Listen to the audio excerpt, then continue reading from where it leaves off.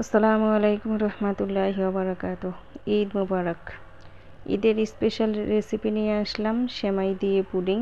সেজন্য আমি নিয়েছি সেমাই, ডিম, 1/4 কাপ চিনি এবং 1/3 কাপ কনডেন্স মিল্ক এবং ঝাল করে রাখা ঘন দুধ।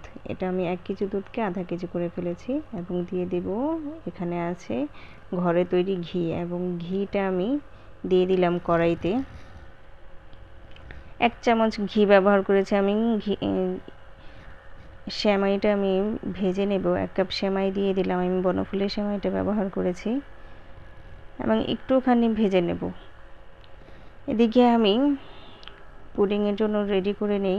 ডিম দিয়ে দিলাম 3টা, পিঞ্চ পরিমাণ লবণ এবং দিয়ে দিলাম একটু চিনি, 1/4 কাপ চিনি ব্যবহার করেছি, কম বেশি দিতে পারেন। এবং কনডেন্স মিল্ক দিলে চিনিটা কম লাগে। আমি ক্যারামেল তৈরি করে নিলাম। আমি 2টা পাত্রের মধ্যে বসাবো, এজন্য আমি 2টা পাত্রের মধ্যে ক্যারামেল দিয়ে দিলাম।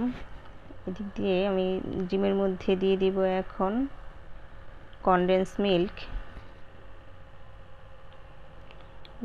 কনডেন্স মিল্কটা উঠছিল না, এই জন্য আমি বারে বারে লিকুইড দুধ দিয়ে ওটা ছাড়ানোর চেষ্টা করছিলাম। কনডেন্স মিল্ক দেওয়া হয়ে গেল। আমি এখন দিব, একটু নেড়ে নেব, ভালোভাবে নেড়ে নেব। দিয়ে দিব ভেজে রাখা সেমাইটা। ভেজে রাখা সেমাইটা দেওয়ার পরে আমি পাত্রের মধ্যে একটু সেমাই ছড়িয়ে দিলাম। এটা না দিলেও চলে, না দিলেও ভালো হবে, কোনো সমস্যা হবে না। তো আমি মিশ্রণটা এটার মধ্যে দিয়ে দেব। যেহেতু আমার এটার মধ্যে ঢাকনা নাই, আমি এটার মধ্যে কোনো ভ্যানিলা এসেন্স ব্যবহার করি না। আপনারা চাইলে ভ্যানিলা এসেন্স ব্যবহার করতে পারেন ডিমের গন্ধটাই করার জন্য, কিন্তু আমি যেহেতু ঘিতে ভেজেছি অবশ্য ডিমের গন্ধটা আসবে না। তো পাত্রে আমি পানিতে স্ট্যান্ড বসিয়ে দিলাম, তারপরে আমি পাত্রটা বসিয়ে দিলাম, পুডিংয়ের পাত্রটা বসিয়ে দিলাম, ঢাকনা দিয়ে দেব এবং অপেক্ষা করব 60 মিনিটের জন্য। পুডিংয়ের ঘনত্বের উপরে নির্ভর করে, যেমন আমার পাতলা না ভারী সেটার উপরে নির্ভর করে আমার কতক্ষণ লাগবে। চেক করে নিলেই হবে।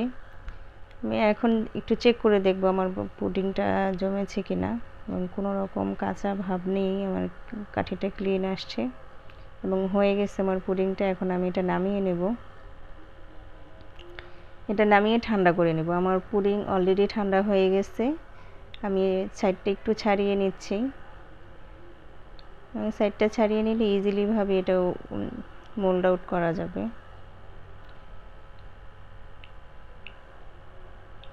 ঈদের মধ্যে একটু অন্যরকম আয়োজন খারাপ না, ভালোই লাগবে। এবং যেহেতু ঈদ মানেই সেমাই, সেমাই দিয়ে পুডিং ট্রাই করে দেখবেন, অবশ্যই অনেক মজার একটি রেসিপি,